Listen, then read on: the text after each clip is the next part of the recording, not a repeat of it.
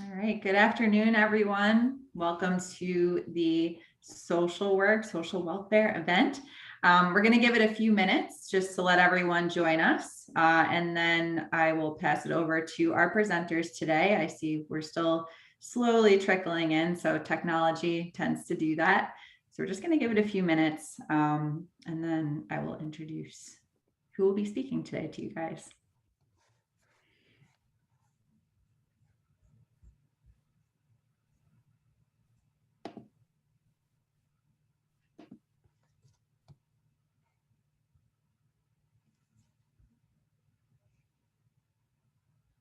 All right.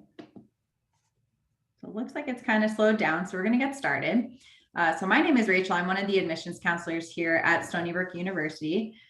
Today we have three wonderful presenters with us, so I'm going to let them introduce themselves. But just a little bit of housekeeping. So if you guys have any questions throughout the event, you can submit them into the Q&A function. Kristen just posted that reminder in the chat for us, so we will have that up. Both myself and another admissions counselor, Kelly, is here, as well as Kristen behind the scenes to help with the chat feature, and Q&A. So we are there, and the Q&A will be live at the end of the session, so we'll be answering your questions live as they come up. So I am going to pass it over to our wonderful presenters, and thank you all for joining us tonight. So good afternoon, everyone. It is such a pleasure to be with you this afternoon. First, I want to say congratulations on your acceptance here at Stony Brook University. I would like to introduce myself. My name is L'Oreal Ellington. I am the coordinator of admissions here with our School of Social Welfare. So during this presentation, you're going to be hearing more specifically about our School of Social Welfare with myself and my other colleagues. So at this time, I will pass it over to my other colleague. Hello, everyone. So congratulations once again. My name is Si Chen. I'm an advisor for our Department of Social Welfare, but more importantly, I'm an alumni for both BSW and MSW for social welfare as well. So Civil for Life. So we're super excited to talk to you about our program, but feel free to ask us any question because we love questions. And now, last but not least, our amazing Dr. V. Hi. Good afternoon. Welcome, new Seawolves, to Stony Brook University. I'm Dr. Suzanne Velasquez. I'm the program director for the School of Social Welfare's undergraduate BSW program.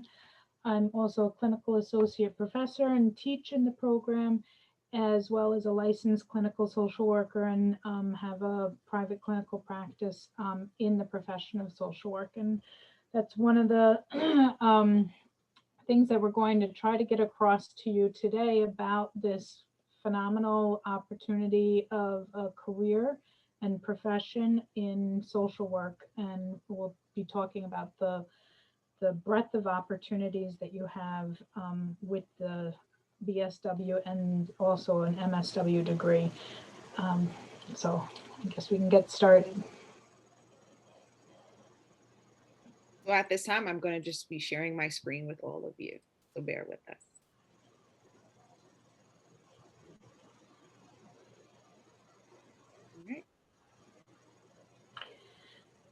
So as I mentioned, social work is a profession that is often sometimes little known about to students, and so we're super excited that you came to find out a little bit about the profession and about the school. Social work is the broadest degree. There's a lot of different areas of practice which we'll talk about, but particularly of interest to students is that the job market for social work degrees students is expanding and growing, and that on the screen it says that the employment is projected to grow 11% up through 2028. However, this this slide was based on pre-COVID, and now we even find it growing. It's now up to about 18% of growth. So there's jobs in with the degree, and that's, I think, a key important factor for students to know when they're considering different degrees, different disciplines, different positions in employment after the fact.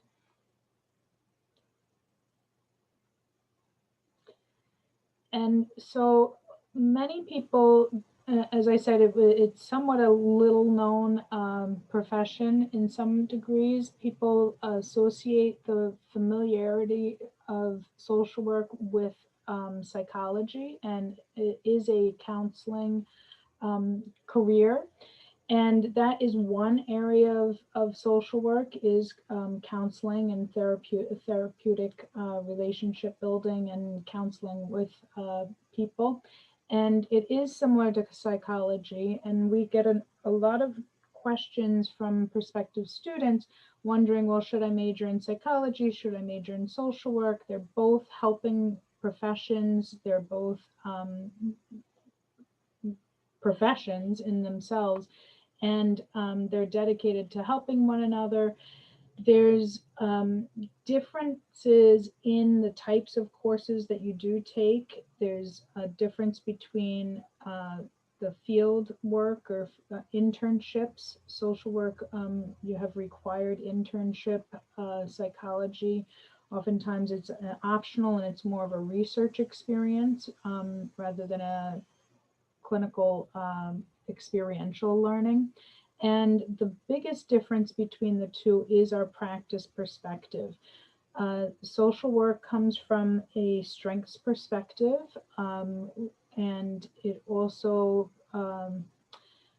looks at the person and the environment perspective. So instead of the medical model where there's something inherently wrong with, something's wrong with somebody, a person, and we're going to counsel and fix the problem. Social work takes a broader perspective and looks at what's going on for the individual, but also what's going on in the structures and the systems that are in place and in the environment that can also be changed to make positive change for individuals, families, communities, organizations, everything.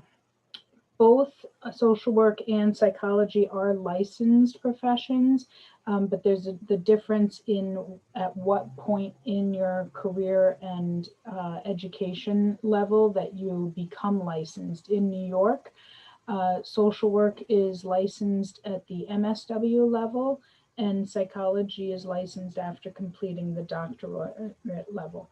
So, but both of them, again, professional educational programs. They're dedicated to helping each other. They're licensed. They both require rigorous coursework and field experience. So our school, our profession as a whole is committed to social justice at its core. And our School of Social Welfare, our mission is specifically committed to social, economic, and environmental justice, and teaching that person environment perspective that I mentioned, advocacy, and both the therapeutic intervention, but we're training people to be change agents and make positive change for, again, individuals, families, groups, communities, and the broader society. So we're teaching you the knowledge, values, and skills to promote that change on every level. And unique to our school, there's is that we are in a partnership with the Robert F. Kennedy Human Rights Organization, which really combines the knowledge, values, and skills of social work with this social, economic, and environmental justice, combined with the perspective of the fulfillment of human rights for all people. So we're really pleased and proud to be able to incorporate that. And it gives the partnership with RFK Human Rights also provides our students unique opportunities to actually meet and learn from human rights defenders globally from all over the world. We do speakers, programs, and everything. So it's really a nice partnership that gives an extra little opportunity and uniqueness to our school of social welfare. As I mentioned, touched on the social work as a discipline and as a profession is the broadest discipline and degree, and the knowledge, values, and skills that you do learn are transferable to all fields of practice. And this is a short list, and even though it's a long list on there, of different areas of practice that our students are engaged in their field work, but then our faculty are also working in, and then that career growth that I spoke to at the beginning find itself in all these different areas of practice. And there's some that aren't on this list that are even, these are kind of the traditional areas of social work practice, but as social work skills are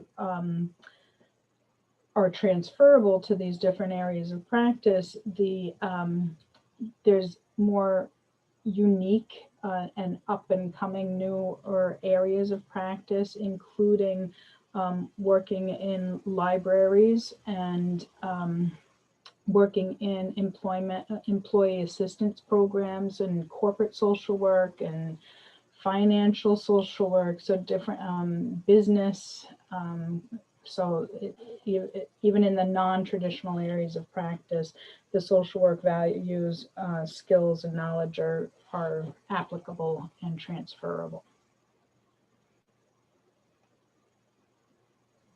And pass to my colleague and proud alum, Si Chen, to talk about specifically our Stony Brook School of Social Welfare.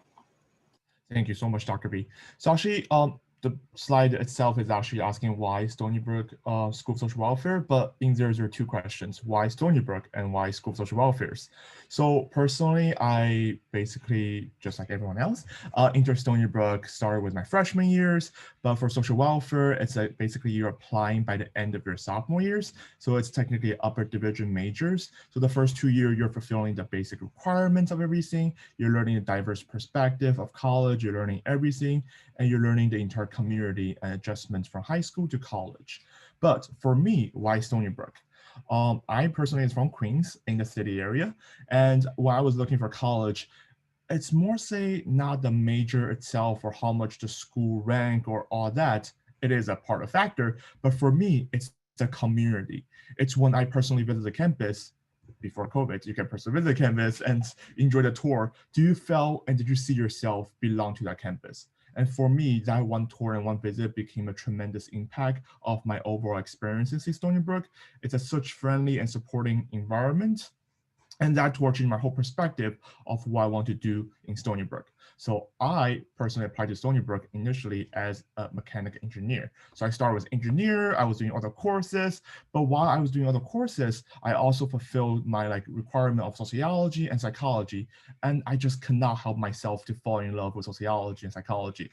I learned so much to a perspective I never learned before. And because of the great mentor I had along the way, or the amazing professor, they introduced me to social welfare. And from there, it was a journey of social welfare and everything else.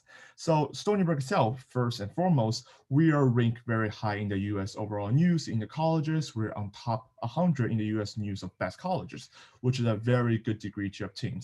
And also, as Dr. B mentioned before, you are basically advocating a mission in social welfare for human rights, social, economic, and environmental justice. So I enter social welfare with a perspective, I just want to help others. And I really have to say the School of Social Welfare really help you to explore the whole diverseness on the topic, no matter which area you want to focus, or there are different events you want to focus, no matter you want to think about environmental justice or doing something in the legislative branch, you have the power and you have the connection and resource within and provided by the department to do so. You're engaging somewhere bigger than yourself in a community of amazing students who are also towards the same goal and want to make the world a better place for the futures. So you're with basically your future social work colleague and go through the entire community together. But most importantly, the access to the resource provided by anyone, no matter you want to do something in the library, study, or create your own event on something you're interested in, join our over 400 clubs on campus, which literally have anything you can imagine, from ice cream eating club to all the way to prestigious social applications on different topics. So literally anything you can think of, if we don't have one, you can make one on campus at your own passion and interest.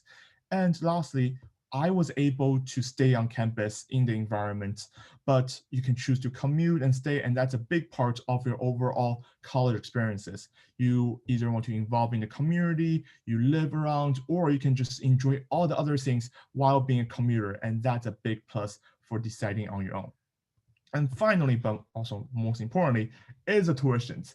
Because we're a SUNY school, we are very affordable on tuition rates. And I'm actually very proud to say I was able to pay off my entire college tuitions right after a year of my college graduation. And that's a pretty big deal because the tuition affordability and everything involved for the futures.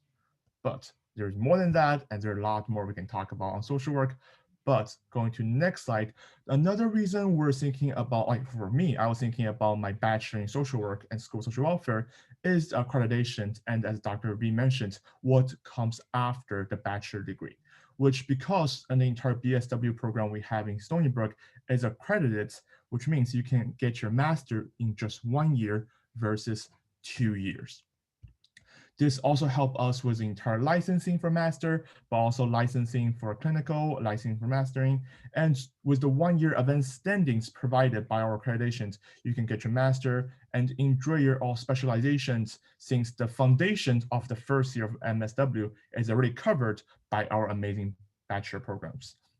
So it gave a wonderful opportunity. And personally for me, I was able to choose my specializations on a topic I was very interested. Actually, later L'Oreal will mention more into everything I was getting involved with. And you saw that not even close to the entire list of topics you can get involved with the social welfare as a part of everything you can choose to be in this amazing field of professions. But now L'Oreal. All right. So now you have heard a little bit, about exactly, specifically our school social welfare, all the wonderful benefits you will have, the experiences you will have, not only within the school social welfare, but even specifically within the university as well. So what I'm going to be covering is a little bit more about the program itself, more specifically the BSW program, our Bachelor's of Social Work program here at Stony Brook. So as you heard, it is a 2-year upper division program. So you may be wondering, well, what does that mean as being upper division?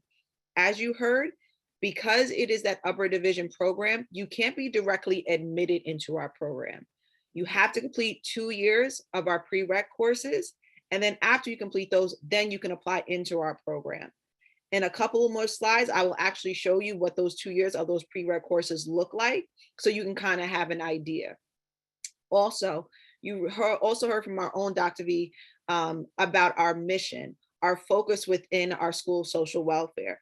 So I can promise you that you will not just hear about our mission just here in this presentation this afternoon, but you're going to see it in our work.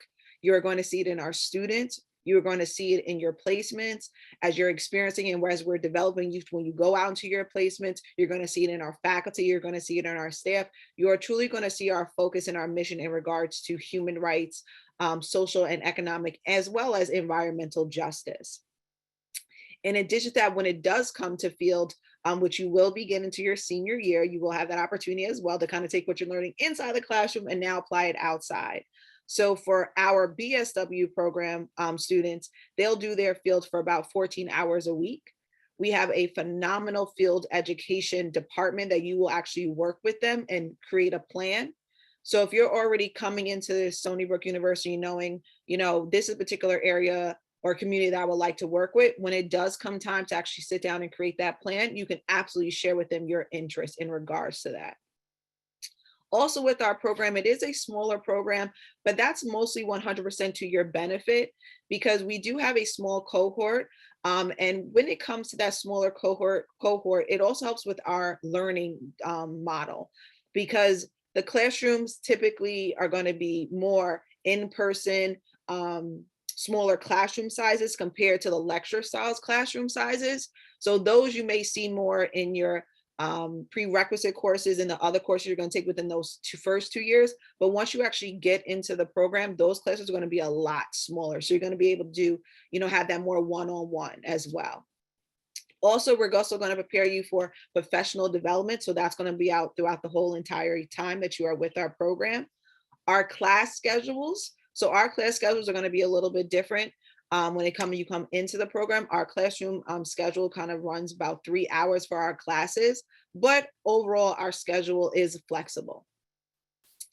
Also, when it comes to the curriculum, so our curriculum, like I said, not only are you going to have those 2 years worth of prereq courses, like I said, we're going to talk about those a little bit more, but also when you're in the actual program in those last 2 years, you're going to be getting that strong foundation of certain course content. So when you graduate, that means you're going to be leaving with a strong foundation in human behavior, social welfare policy, social work research, social work practice, as well as that field education. So all of those different areas are going to make you a great professional when you do get into the profession. Also, as you can see here on the slide, this is just showing you an example of exactly what our class schedule has looked like in the past, in this past fall. Obviously, by the time it comes for you to apply, it could change, but at least you can have an idea of what our typical time blocks have been, as well as a different days. So they're not going to be every day, but once again, just keeping in mind it could change, but at least you have an idea exactly what those class schedules could look like. So in regards to those last 2 years, so when you enter into our program, you'll typically be entering in your junior year. So in that first year of the actual program, you're going to be taking your foundation courses, like I just mentioned about, as well as some additional electives. So now a lot of those electives can also benefit you just to kind of really figure out where you want to go in the profession, because as you've seen earlier, there are many different areas that you can go into when it comes to social work, which is really great because I can tell you, you won't get bored in social work. You can go from higher education, you can go to substance use, you can go to the criminal aspect, you can go to government. So you can have all those different areas. And sometimes coming in, you're really not sure. And that's okay. And that's where those electives are as well. So you can take kind of classes in a couple of different areas. So that can kind of help you. So when it does come into your senior year, you can kind of now have an interest in where you may want to go into in this regards to your field education. So now that you're in your senior year, you're still going to be taking those foundation courses, but we're going to kind of up those level on those elective courses, as well as, like I said, you're going to be starting in your field education. Now, when it does come to field, typically when it comes to for our students, when they are doing that field, their field experience will typically be that Monday through Friday, 9 to 5. Once again, it's going to be that total of those 14 hours per week. So for the undergraduate program, we typically do not offer placement in regards to the weekends. Those are really, like I said, it's going to be those Monday through Fridays. And also for our students, as you're going through your year in educational experience, you may also have a job, and the job may be in this particular area. But for our undergraduate students, we are not able to have them do their placement within their work. But if you go into the graduate program, which we'll talk about, you would be able to do those. Now, if you are interested in applying, and this is just giving you a small snapshot because I know you just went through an application process to get here. But when it does come to our specific application process, when it does come time to apply, as I shared, we do like to see that you have at least a total of those 57 undergraduate credits. And that's going to include those prereq courses as well. So that's going to be your total 2 years worth of credit. So it's pretty much nothing additional you have to do. It's all going to be pretty much wrapped into those 2 years in your freshman and your sophomore year. Overall, when it does come time to apply, we do like to say that you have about a 2.5 GPA, of course, your additional letters of recommendation and your personal essay. So it's another separate application process to actually apply into our school social welfare. Whereas if you were in another major and you want to apply to another major, let's say in the university, they may not have their own separate application. It may just be going to the advisors and switching your major. But if you are interested in our school social welfare, it is going to be a separate application just to apply into our school social welfare. So like I said, with those 57 credits, we are looking for those prereq courses. And what's important to know with these prereq courses, prereq courses, and you might have heard, from other presentations joining us here within the university, within the admissions office, about our SBCs, which is our Stony Brook curriculum courses. So a lot of these courses will fulfill some of those credits. So it's going to be not only fulfilling the credits that you need for Stony Brook, but also credits that you need for our school social welfare. But what's really important with these classes is that these classes were chosen with a purpose. And the purpose not only was for you to fulfill your SBCs that you have to for Stony Brook University, but also to lay that foundation for the profession of social welfare. So there is a strategic reason of why these courses were chosen.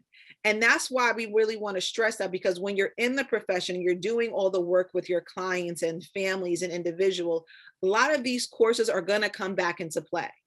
And you're going to see them in another way that you typically wouldn't have. So you may say, well, why am I taking modern American history? Why am I taking American government? Just trust us that all of those things are really going to come back into the classroom when you come into the school of social welfare. And like I said, a lot of the other additional courses, you have to complete them for the university, but they will also transfer over into our school social welfare as well. So these courses are not just, as you can see, not just a checkbox, but they really are beneficial to you as a student in the School of Social Welfare, but also going to be more beneficial to you as a graduate of the School of Social Welfare as you continue your educational journey. Now, we've obviously had our own particular Z Chang, who's been not only with our undergraduate program, but also has continued on to completing his master's degree here with our School of Social Welfare. So as you heard before, we are a accredited program. So as you enter into the program, into those 2 years, you would be considered a BSW, Bachelor of Social Welfare student. And because you are part of our undergraduate BSW program, you are now eligible to apply for your graduate degree and your master's in 1 additional year. So this means that in 5 years, you can have 2 degrees because you're a part of an accredited social welfare program. So now you're taking off 1 additional year. So now you can go directly into the profession if you go for your license and kind of go into that route. So it kind of gets you there a lot quicker. But also keeping in mind, not only will it get you there quicker, it will also be affordable staying within the SUNY system here at Stony Brook University. As well as when it does come to our students who are applying, it's going to be called advanced standing. So students that already possess their undergraduate and as a bachelor's of social work, those students are considered advanced standing. So their application process is going to be a little bit different because they already done that 1 year in regards to their master's program. So I'm not going to flood you with too much about that, but just know that if you are looking to go on to get your master's degree, you can absolutely do that here within our School of Social Welfare. Now, out of all the things that we have said, and we're going to go into the Q&A a little bit more because I do see those questions coming in, which we're so excited to kind of get to.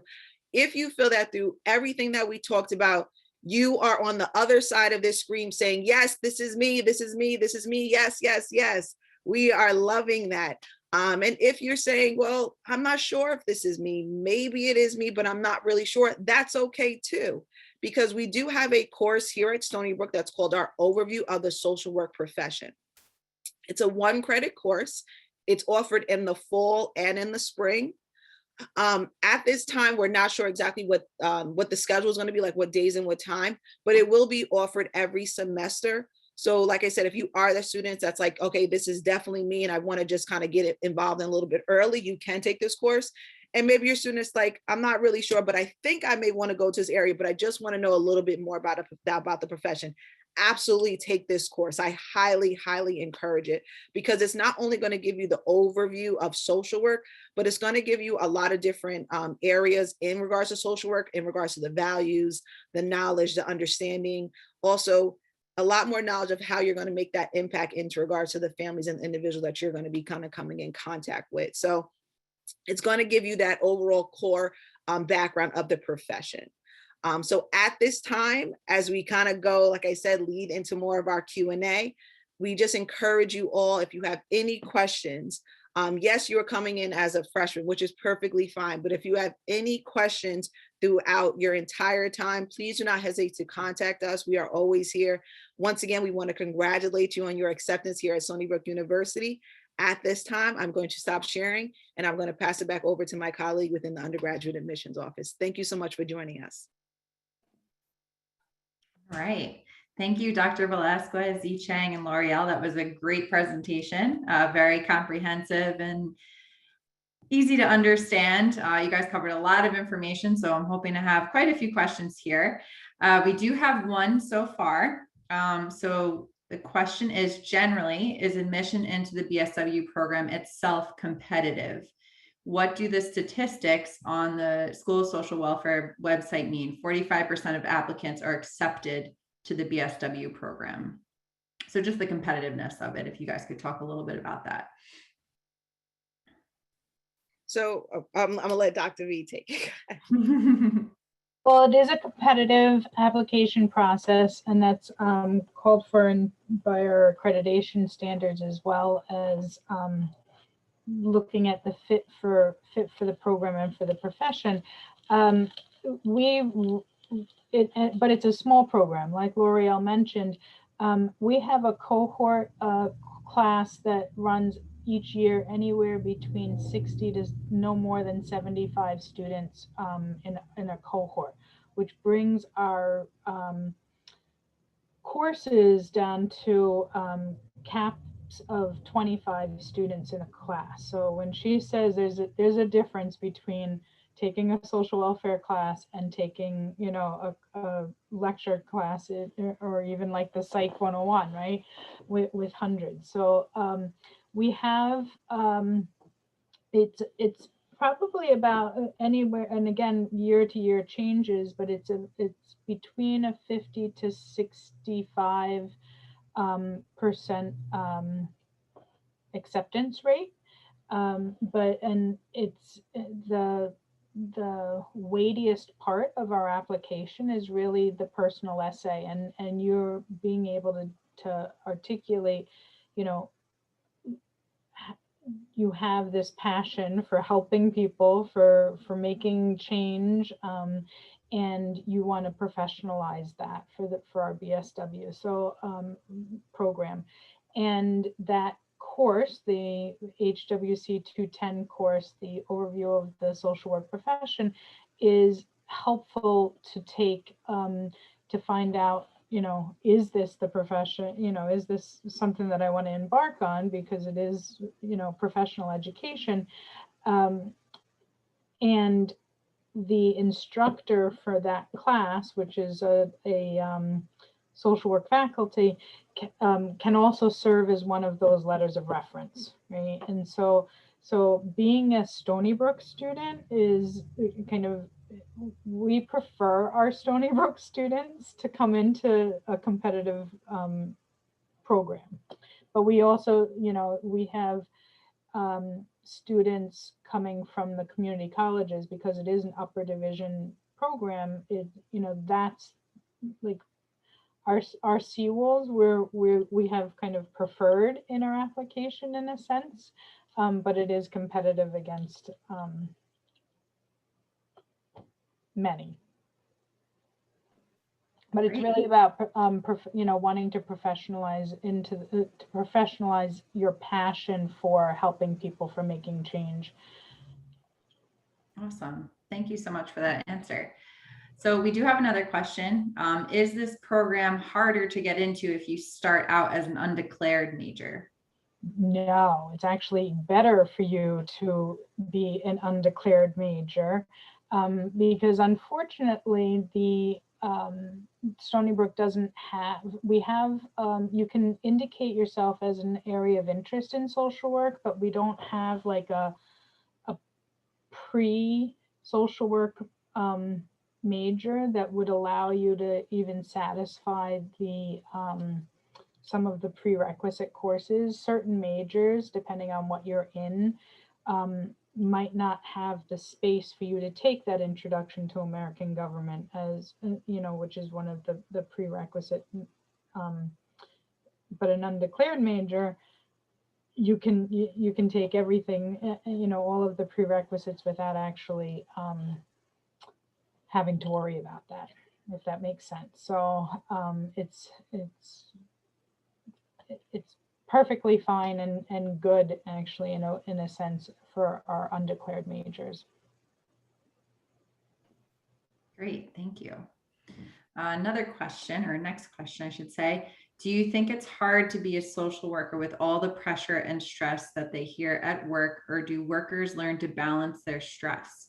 Is it something they're taught, or do they learn with time?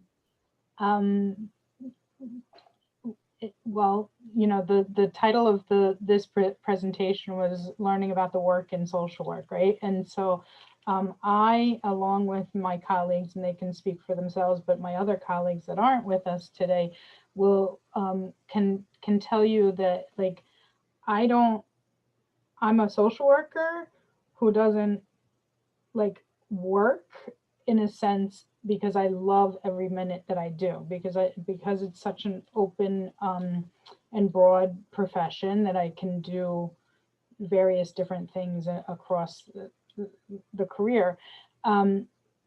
There is a lot of kind of stress and everything that you do that we talk about, like vicarious trauma and things like that, depending on the area of practice, again, that you're working in.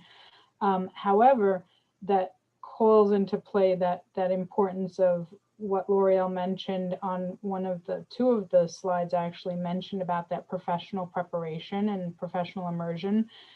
Courses, credits, things. One of the values of the profession, and it's actually in our code of ethics, speaks to self-care. And so it's something that's, valued in the profession and taught on how do you manage the stresses of the profession. I don't know if L'Oreal or Suzanne want to speak to that question. You can jump on that. So from a student perspective, and now also professional experiences, yes, social work, social welfare professional is a very caring and helping other professions. And come with that, there's also stress, there's also burnout. It is also very caring profession, just like any other helping profession. Sometimes you have to make sure you don't carry the hardness of your profession back to your home, because there always should be a boundary. And it was repeatedly taught and understood by every of my professor how important self-care is, and how important to always practice self-care so you don't reach that burnout, how you're always there's someone you can talk to in the department, someone's. And I strongly felt that when I was doing my internships. So because it was really put you in a working professional experiences, even as a bachelor student, you're in that profession and you're learning the whole experiences. You're also trying to balance the thing with as students. So there is stress and you're learning the field, there is stress and there's all the other things coming. But yes, with time, everything else will come easier, and with more understanding of like the professor, the faculty, the staff, and making the community or the environment that's supportive, which social work of Stony Brook, supporting community, that really help for you to understand what is the part of the burnout, which is part of the hardness, and how to overcome that part with all the love and self-care and support. So I definitely say like our program prepare us to be ready for the real professions. And we're one of the schools of the health sciences. We're located in the HSC part of the side of the campus. But we look at health in the broad sense. Social work looks at health more broadly than just physical health. And it's the same when we talk about self-care. We're not just talking about emotional self-care and addressing like the stresses, but we're also teaching that again, person in the environment perspective has us speaking about, physical, personal, professional self-care, financial self-care, emotional self-care, spiritual self-care, all these different types of aspects of wellness, and what makes a healthy person, what makes a healthy community, what makes a healthy society. And that's what we're trying to kind of promote positive change on all those different levels as a profession and particularly as a school of social welfare at Stony Brook Health Sciences. So Also, just another point to that, the department and even the school itself, we really care about overall students, like mental health and everything involved, because we know college is not an easy journey. There's a lot of things you will come to late night study before the final, all the stress coming. So we also have a lot of events and programming in place. It's overall to the entire campus community, but also our department also offers some. But speaking from the perspective of general community, there's always like different. Right now, I know they're doing remote pet therapy. So initially, we have a therapy dog on campus where you can just go to the ballroom on campus and just pet the dog, which is one of the most amazing experience you can ever have. You got like 5 dogs come around you. We have free massage program on campus pre-COVID. They're like masseuse got hired to come on campus and just literally give you free massage before the finals or like the study break, which is also not to even mention the food they prepare, the events they plan, the stress ball, or the stress relief program, make your own slime, all of that, because we know how hard it is already, and we want to make sure we don't want you to worry about anything else. We want to make sure you can focus on study, and rest of the stress, we have things for you to be not worried about. Thank you, guys. Yeah, that's definitely important in college for sure. I feel like stress management and self-care could be a whole other presentation in and of itself. I'm sure you guys agree with that. We actually have one of our BSW electives is in resiliency and self-care for the social work and client. So you could actually take a whole semester-long class in self-care, and it's a favorite amongst our students. Yeah, that's great. I love that. I would take that class. So our next question, is it seen that social work undergrad majors can successfully get into clinical psychology programs? Oh, so when it does come to our programs, they do vary to clinical as well as non-clinical. So you will have that opportunity to have both experiences. So that's something that's definitely, beneficial. Are some of our placements that we've had and where students have gone to placements, some have been actually within our own Stony Brook Hospital. So if you were interested in that aspect, you could. We've had students that have gone to nursing homes. We have students that are working with community-based organizations in a lot of different areas. We have students who are working with youth and families, those different areas. We have students who are maybe interested in the criminal aspect. So what's important to know is that you can always have that non-clinical experience, but you can also have that clinical experience as well. So you can have that nice balance. But if you know that you're looking more of that clinical aspect, you can kind of gear some of your opportunities and even maybe in some of your electives kind of in that area. But overall, we are preparing you to have a overall foundation of all different areas, because as you heard, you can go in a lot of different areas. So we want to make sure that you're able to be successful in all different areas. But specifically, if you decide to go into the graduate program, as Zicheng heard earlier, we do have those different specializations. And one of them being our integrated health, which is definitely more of a clinical track if you were interested. So we do have that within our entire school social welfare, but you'll also have that clinical experience and touch point even at the undergraduate level. And I heard that question differently. So I'm thinking that the student was asking about doing the undergraduate in social work and the graduate degree in psychology, right? A clinical psychology graduate degree. And I think that speaks to that difference between the two professions and thinking about where are you trying to get eventually, where are you trying to get to at your career? Social work is a broad discipline, right? Broad degree program. The BSW is going to give you the breadth of foundation work. When the reason why you can get the 1-year MSW is because you have that foundation year of the clinical program of social work completed based on your BSW program. Oftentimes students think I want to go into private practice, and I want to be a therapist for, and that clinical psychology degree will get me there with a doctorate in psychology. They'll come to social work with the same end goal. I want to be a clinician and do private practice, and I can do that with the same license, the license at the end of the master's program, right? And oftentimes students come into social work with that in mind, and then find out about the breadth of the profession, and says, with the social work degree, both the BSW and then the licensed MSW degree, you can still reach that goal of being the clinical therapist or clinician, and do a whole bunch of other stuff. It's not the same job day in and day out for, the next 50 years. It's, yes, I can do this, but I can also do all of this. But yes, I guess I haven't had any students graduate. I have many students that go from the BSW into an MSW degree. I have several students that go from the BSW into a whole bunch of different other graduate degrees. Public affairs, policy, political science.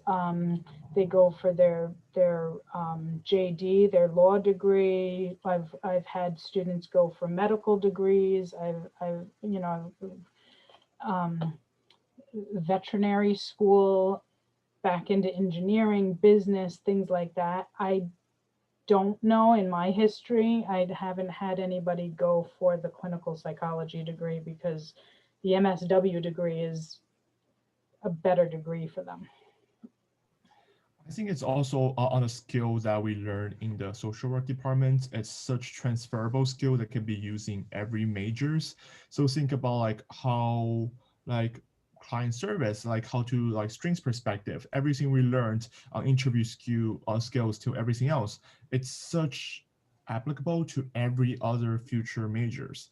Like no matter you want to do master in public health or you want to do clinical psychologies, all the things you learn in the Bachelor of Social Work programs are very easily apply others. And even your personal statements for your future master degree, you can write, or future like doctor degree, you can even write what I learned in my BSW and how this is applying to your degree and program. I think that's a very big point of why BSW is such an amazing program to do for literally any other master, is you can transfer anything you have and you learned to that new field, and even broader the perspective to the new field, which increase like something they might never thought of, like, oh yeah, we can use this perspective from social work to apply to our field. Great, thank you both. So we currently don't have any more questions in the Q&A. So if anyone does have additional questions, please throw them in, don't be shy. One question I did want to ask of Zicheng, this is kind of putting you on the spot a little bit, but based on your experience in the program, do you have a class that you feel challenged you in a way that you were surprised, or just one that you ended up enjoying that you were kind of unsure of going into? So if you could just share your experience with that, I think that would be cool for the students attending. Absolutely. Thank you, Rachel. So I would say actually every class in social work was a challenge and surprise. Like you were going with the perspective, okay, this class is talking about this, but in the end, you're learning a much fruitful ideology and everything around this topic. But one of the things that I was very surprised to learn is the research in social work. And that's one of my classes that really interests me so much that right now it's actually a part of my job as a principal research support specialist for social work. Because when you first heard of social work as a perspective, as a profession, you're like, okay, they're talking to people, they're the talking profession, they're helping others. Maybe the research perspective was not the main focus, and a lot of times it went on a side way. You don't even think about social work as a part of research. But it is one of our core curriculums of our bachelor program. You're learning 2 semesters of research. And because I love the research so much, I even made a connection with my professor after class. So like, I really enjoy research. Is there anything else I can do for the research? and she is so amazing, and she introduced me to the entire field project. So even when I was in bachelor, I was able to publish research poster and programs, and that's a big thing for any undergrad students to be a participate in a part of any research project. And even as master, I was even to use my own time to help my professors, the same professor, to do research. And right now, after my graduation, I was still keeping contact with this amazing professor, and I was like, is there any other things I can do for research? I enjoy and really enjoyed the part of the research aspect for social work. And she actually very, very, very amazingly offered me a job positions to do research for social work after graduations. So I have to say that research class is one of those classes you never saw you were really going to learn so much in the perspective that you never saw that was a fully aspect of the topic, but you just learned so much and became a part of your life afterward. We also hear from other students and alum that the course that was a kind of a turning point for them was our policy classes. And again, coming in, people typically coming in thinking, oh, I'm going to kind of be working with individuals or families and doing that clinical work with them. And the policy class kind of brings to life how social policies and structures and systems have the impact that need to be changed so that the clinical work with the individual can be realized and helpful for individuals and families, and vice versa, how your work with individuals and families can influence positive change in social policy as well. So great. Thank you both for answering that. So looks like we don't have any more questions still in the Q&A. So I do always like to ask this at the end, since this is our admitted student population. If we could just go round robin style, just any pieces of advice that you guys have for the new students that could be coming to Stony Brook in the fall. I think that my advice for new Seawolves is like, get your red on and get involved. As Chen said, there's close to 500 student clubs and organizations. One of them we're pleased to kind of host is the Undergraduate Social Welfare Alliance, which is a university-wide open student organization that has the platform for advocacy and education around social, economic, and environmental justice. Just a plug for them, but they're just one of hundreds. And just get your red on, get involved, have fun, enjoy this wonderful campus and community that you're now a part of our family. So welcome. The advice I would give to all of you as incoming, admitted students is, as you are kind of embarking on this new, journey to further your career, especially here within Stony Brook University, I would just say, honestly, just be kind to yourself. It's going to be a new experience. Enjoy it truly. Like I said, really just enjoy it, have fun, get involved as much as you can. But keep in mind, you are a student, you have your academics, but definitely have a lot of fun. Really make it as full as you can. One thing about Stony Brook, because we have so many different opportunities, it really is, social and academic. So like I said, really get involved, really make the best of it. And you'll definitely enjoy your time here. So actually, this brings back memory of like the ending quote of the tours of like, so I've been tour guide for a few years on campus. So this is bring back the whole memory of ending the tour. So actually, one of the advice I have for all the incoming freshmen is seek every moment and embrace change. For me, I still remember my first day of college. Right now, it's really like aging myself, but I still remember the first day of college. I remember my mom dropped me off and say bye, and that was her last time on campus until graduations. That was like a solid 4 year, but there's so much things I did this in 4 years now thinking back. You can spend that 4 year in college sleeping on your bed in your resident hall and play computers. That's 4 years. But you can also spend that exact same 4 year join every event possible, go to get all the free giveaways. We give a lot of free giveaways. And literally we're giving iPads, Hamilton ticket, all things you can imagine for free enjoyment because we want students to engage and enjoy campus events. You can spend that exact 4 years to do all this internship, all the job on campus, and that's your journey of college. And I really want to make sure everyone knows all the resources on campus are open to everyone. If you stay in your room, we cannot just say, knock on your door, say, here's a job for you. You have to be one to reach out. But the moment you reach out, there's so much wonderful opportunity on campus for you. So seek every moment and don't let every single opportunity go to waste. Great advice, everyone. Thank you so much for sharing that. And I'm sure the prospective students here or admitted students here appreciate that as well.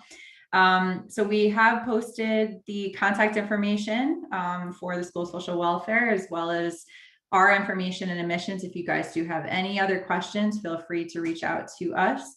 I want to thank all of our presenters today. You guys, this was a wonderful presentation. I was definitely very intrigued the whole time. You captivated my attention. So we will have this recording up on the YouTube within the next few days. So if you guys wanted to revisit this for any information, definitely feel free. But again, thank you so much to our presenters and to all our attendees, and have a great night. Bye, everyone. Congratulations. Bye, everyone. Best of luck. Congratulations and welcome. Congratulations.